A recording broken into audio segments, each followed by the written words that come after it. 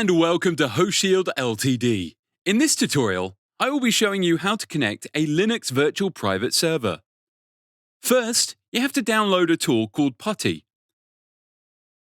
Head to Google and search for Putty and download it from their official site.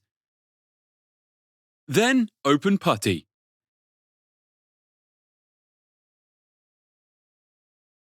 Enter your VPS IP provided by your hosting company. Choose your connection type, which is usually SSH, and click Open.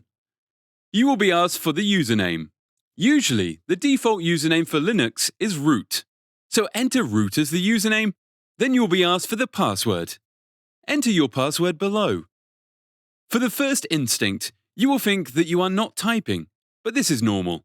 Just keep typing the password and hit Enter. And here you go. You are now connected to the server. Thank you for watching and stay connected with Hostshield.